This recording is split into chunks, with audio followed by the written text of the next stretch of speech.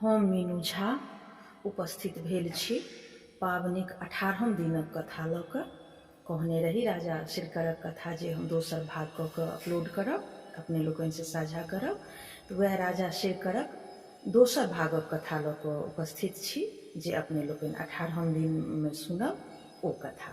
तऽ सुनल जाउ।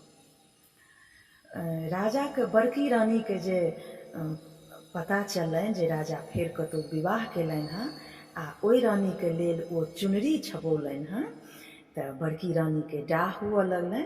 तऽ ओ ओहि जोलहाके घूस दऽ कऽ आ चुनरीमे जे एहि रानीके जे लिखल छलनि हँ झोटा हाथ आ पीठी लाथ, ओ ओहि चुनरीमे राजासँ चोरा कऽ ओहि जोलहाके लोभ देखा कऽ धनक आ ओहि जोलहासँ ई चीज, ई शब्द लिखवा देलखिन। आ लिखवा कऽ ओहि जोलहाके कहलखिन जे एकरा तू तेहन कऽ चुपैतिहेँ, तेहन कऽ पैकिंग करिहेँ, नहि जेना आइ काल्हिमे अछि जे अन्दर प्रोडक्ट जेहन रहै लेकिन ओकर जे पैकेट रहै छै से एकदम टिप टॉप रहै छै। जोलहा तहिना कऽ के ओ राजाके देलकै।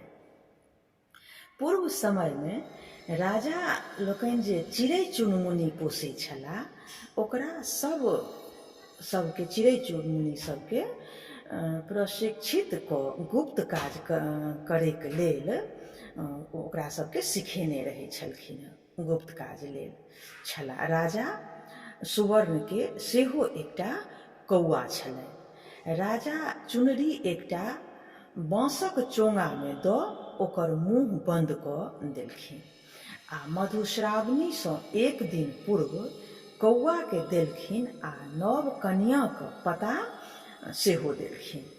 जे नवकी कन्या छलखिन हँ तिनकर जे जङ्गलमे छलखिन हँ तिनकर पता दऽ कऽ कौआके बुझा कऽ पठा देलखिन। बुझा कऽ अयबाक आदेश, ओ तऽ कन्या लग जेबाक आदेश ओ कौआके देलखिन। कौआ चालाक रहितौ छल तऽ जाइत कऽ कौए। ओ बाटमे एकटा कुम्हारके ओतऽ भोज रहै। ओतऽ ओ चोंगा राखि ऐँठ जो कुटि खा लागल। ओकरा चोंगा ओतहि बिसरि गेलै। ओहि कौआके चोंगाके कोनो होश नहि रहलै जे ई हमर राजाके आदेश छनि, ई चोंगा हमरा कतऽ लऽ के जाइके अछि।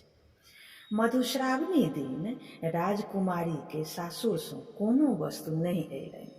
ओ तमसा कऽ उजरा चाननसँ गौरीके पूजा केलनि आ कर जोड़ि कऽ वर मङ्गलनि जे जहिया हमरा राजासँ भेँट होयत तऽ हम बौक भऽ जाय, ई वरदान हमरा दिअ हे माँ गौरी। राजकुमारीके भाय चन्द्रकरके जखन पता लागल जे हुनकर बहिन विवाह कऽ लेलकनि तऽ ओ तमसा कऽ खर्चा पठेबाक बन्द कऽ देलखिन। पठेनाइ, खर्चा जे दै छलखिन महीने महीने सेहो बन्द कऽ देलखिन, खर्चा देनाइ हुनकर भाय। राजकुमारीके साँझक साँझ उपास पड़य लगलनि। चेरिया राजकुमारीके कष्ट नहि देखल गेलनि। चेरियाके उपास पड़ऽ लगलनि। चेरियाके राजकुमारीके कष्ट नहीं देखल जाइत। लग पासमे एकटा पोखरि खुनैत छलै। ओहिमे माटि उठेबाक काज करै जाइ छलैए सब। ओ चेरिया जे छलैए सेहो जाकऽ ओहि पोखरिमे माटि उठेबाक काजमे करऽ लगलै। साँझमे बोनि आनि कऽ ओ बोनि आनि कऽ दुनू गोटे उपास तोड़य लगली। ई काज चेरिया नित दिन करय लागल। ओहि बोनिसँ दुनू गोटेके गुजर नहि जाइ छलनि हँ। राजकुमारी सेहो फाटल पुरान पहिर चेरियाके संग बोनि करय लेल गेली। ओही पोखरिमे जतऽ माटि कोड़ै छलैए ओतऽ गेली। ओतऽ हुनका पता लागि गेलनि जे ई पोखरि हुनकर सौतीनक खुना रहल छनि। ई बुझितहि हुनका टिप्पणीक बात मोन पड़लनि। ओ सोचलनि जे लिखलाहाके किओ नहि मेटा सकैत अछि। जखन ओ पथिया में माटि उठौलखिन आ भारी लगलनि तऽ बाजि उठली।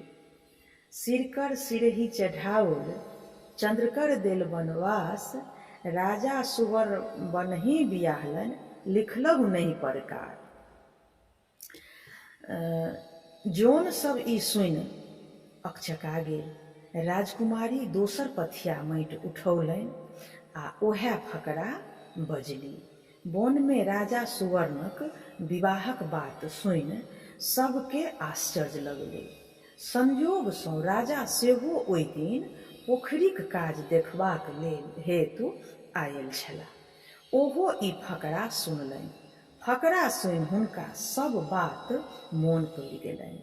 कोना ओ प्यासे व्याकुल राजकुमारीक ओतय गेलाह, केहन ओतय हुनकर सत्कार भेलनि, फेर विवाहो कयलनि। सब बात राजकुमारीके संग जे केने छलथि राजाके स्मरण होमे लगलनि। तकर बाद ओ अपन राजधानी आबि ओही राजकुमारीके बिसरि गेलाह।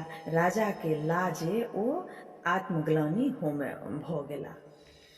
राजकुमारी तेसर पथिया माटि फेकबाक लेल उठौलनि। एहि बेर ओ माथे पथिया फेकि सकली ता बीचे में राजा सुवर्ण हुनका आगा में ठाढ़ भऽ गेला। राजकुमारी के राजा चिन्ह गेला आ पूछलखिन जे ई काज किया कऽ रहल छी। राजकुमारी गौरी के वरदानक अनुसार बोक भऽ गेली। ओ राजा के किछु उत्तर नहि दऽ सकली, बोकी भेल ठाढ़ि रहली। राजा सवारी मंगा चेरियाक संग राजकुमारी के राजमहल में लऽ गेला। ओतय स्नान कराय सुंदर पटोर आ गहना सब पहिरा रानी के सम्मान देलखिन। तखन राजा के एहि बातक दुख होनि जे बजैत किया नहि छथि राजकुमारी। चेरिया सँ पूछला पर ओ कहलखिन, मधुश्रावणी दिन अपने पाबनि हेतु किछु नहि पठेलियनि। ओही तामस से राजकुमारी उजरा फूल आ उजरा चानन सँ गौरीके पूजा केने छथि आ गौरी सँ वरदान मंगने छथि जे जहन हमरा राजा सँ भेंट हुए तऽ हम बौक भऽ जाय, तेँ ओ नहि बजैत छथि। राजा जहन सब बात सुनलखिन तऽ दुखक पारावार नहि रहलनि। ओ कौआ के बजा चोंगाक खोज कयलनि। कौआ के ई बात ध्यान सँ उतरि गेल रहै। ओ खोज करिते ओकरा कुम्हार ओहिठामक बात मोन पड़ि गेलै। राजा अपन दूत पठा कुम्हार के बजौलखिन। तखन ओ कहलखिन जे हमरा एकर जानकारी नहि अछि, तहन हम अपना ओहिठाम खोज करैत छियैक। कुम्हार तहन आंगन गेल आ खोज केलक तऽ पता लगलै जे भोजक दिन ई चार पर सँ खसल आ ओकर पुतहु ओ चोंगा उठा कोठी में राखि देलक। से रखले रहैक। ओ आनि राजा के देलखिन आ क्षमा याचना केलक। राजकुमारी के तहन संतोष भेलनि जे एहिमे राजाक कोनो दोष नहि, कौआ चंचलता सँ ई सब फसाद भेल। चोंगा आनि जखन राजा देखलखिन तहन सब वस्तु ओहिना अनामित छल। आ चोंगा में सँ पटोर निकालि जखन देखलखिन तऽ देखैत छथि जे ओहि पर लिखल अछि, छाती लात आ झोटा हाथ। राजा के ई देखते देह में जेना आगि लागि गेलै। ओ जोल्हा के बजाय पूछलखिन जे ई कोना लिखल गेल। जोल्हा सब सविस्तार कहि देलक। राजा रानी के बजबा दू खंड कऽ काटि गड़बा देलखिन। राजकुमारी के आब बुझा गेलनि जे एहिमे राजाक कोनो दोष नहि, कौआक गलती सँ एतेक फसाद भेल। राजकुमारी अगिला साल मधुश्रावणी पाबनि दिन ललका फूल आ चानन सँ गौरी पूजलनि आ बोल फुटलनि। वरदान मंगलनि। रानी के बोल फुटलनि आ तखन ओ राजा संग रानी बनि सुख सँ जीवन बितबऽ लगली। इएह छल मधुश्रावणी दिनका, मधुश्रावणीसँ एक दिन पहिलेके कथा। आब एकर अगिला भागक कथा जे मधुश्रावणी दिनका कथा अछि सोहाग मथैके, गणेश जी जे सोहाग मथलनि ओहो कथा लऽ कऽ उपस्थित हैब। धन्यवाद। जय मिथिला, जय मैथिली।